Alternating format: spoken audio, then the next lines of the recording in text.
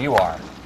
No, absolutely not. I mean, we've been here for about an hour here in Portsmouth. It started raining about 45 minutes ago, and when it started, it hasn't stopped. I mean, this is the lightest it's been in 45 minutes, and you can see some of the effects. You're looking at South Street here in Portsmouth, and we are seeing some flooded streets. And I can tell you, knowing Portsmouth, like we know Portsmouth, being the stations in Portsmouth, we know that on a normal day it floods. So as you can imagine, many of these streets, you can see a car coming through right here.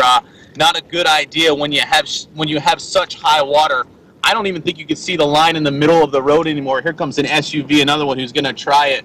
But you can just get a glimpse. And right about this SUV that's going through right now, right about there, a little past there is when it's really deep. We're talking about maybe 8 to 10 inches deep. This car's making the right decision and turn around and go the other way. But like I said, many streets, I'm sure we haven't been able to go and search throughout the city yet. We wanted to give you a look at what this street in particular looks like. As you can imagine, many streets here in the city, I'm sure, look exactly like that. I mean, you could just see the waves moving towards the car. If you look at the far right hand of your screen, you can see something with an orange cap. That's actually a fire hydrant, and the water is actually up to about halfway up that fire hydrant, just to give you an idea how deep it is. So if you're on the roads, be careful. Don't drive through any high water, especially if you can't see the middle line. I know this street here, we've seen cars coming through. It looked like just a couple minutes ago we had one car that stuck.